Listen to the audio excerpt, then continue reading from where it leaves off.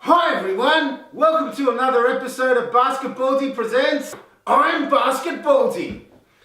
On today's show, I'll be discussing the topic 5 best free agent signings over this NBA offseason.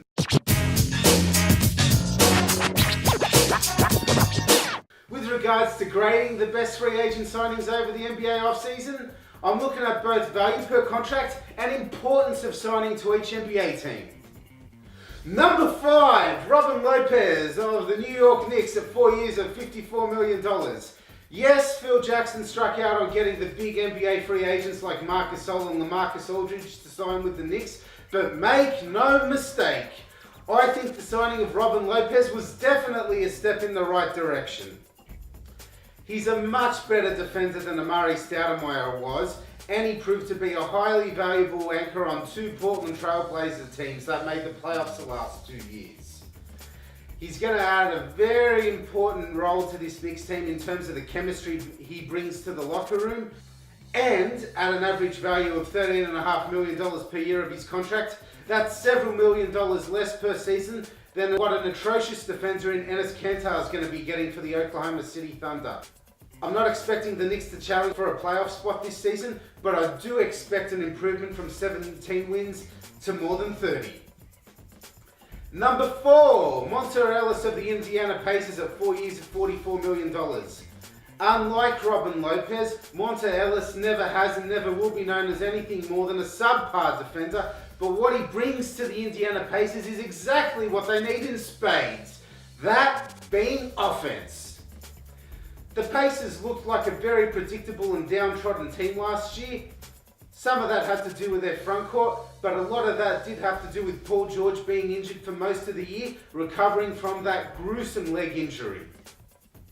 Monta Ellis can play both point guard and shooting guard, which is very important for the Pacers, as I don't think that George Hill is either a pure nor starting caliber NBA point guard. Ellis' game will age well due to his ability to shoot from deep, unlike, let's say, a Rajon Rondo, and with the more up-tempo game Larry Bird has promised to the Pacers this coming off-season, I believe Monta Ellis will rejuvenate their offense and allow Paul George to be a successful small ball power forward. At only $11 million per year, this is well and truly a bargain signing. Number 3, LaMarcus Aldridge of the San Antonio Spurs at 4 years, $80 million.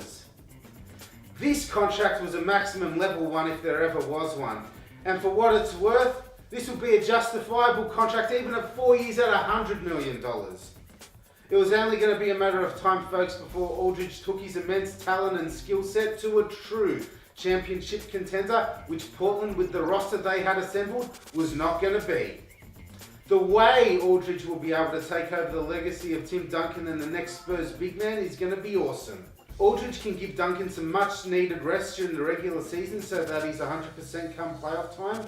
I expect the Spurs would view anything less than a Western Conference Finals appearance to be a major disappointment, where a 20-10 season for Aldridge looks like a certainty.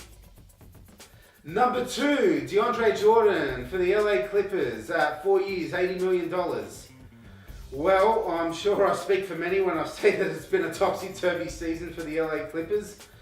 Firstly, they seem to be getting an F for their off-season with DeAndre Jordan seemingly having signed for the Dallas Mavericks. But now, not only do they have DeAndre Jordan back, but they got Josh Smith as a backup to ease the pressure on Blake Griffin and the rest of the Clippers front court. It's also not beyond the realm of imagination to expect Stephenson to have a comeback season, considering how woeful he played for the Charlotte Hornets last year. Trust me on this, Stephenson's going to have a chip on his shoulder. Doc Rivers, he may have come under some criticism for his handling of his role as Clippers general manager, but one can't doubt that he's been the biggest factor in DeAndre Jordan being the NBA's premier rim protector, as seen by his phenomenal rebounding, blocking and dunking prowess from the last 2 seasons. One can't underestimate how much DeAndre Jordan re-signing with the Clippers will be an immense boost for them psychologically. They remain one of the few championship contenders for this coming season, an honour that can be bestowed on maximum 8 teams across the league. Last but not least is another Spur on this list, David West signing for the veterans minimum. He may be in his mid-30s now, but the guy can still play ball. Period. The fact that he opted out of his contract with the Pacers and decided to leave for the purposes of playing with a true title contender are extremely noble. He could still command a salary of over $5 million per year, but the fact that the Spurs got him for the veterans minimum, that's an immense bargain. It's fitting that he's playing for his boyhood team, as David West was a huge David the Admiral Robinson fan growing up, and what he brought to the locker room of the Indiana Pacers when he signed for them in 2011. If he brings those same positive attributes to the Spurs this coming season, it could end in title number 6 for Tim Duncan and co. Well, that's it from this episode of Basketbaldy Presents. I'm Basketbaldy. See you next time. I hope you enjoyed this episode of Basketbaldy Presents. If you did, give me a thumbs up below and subscribe to my weekly videos.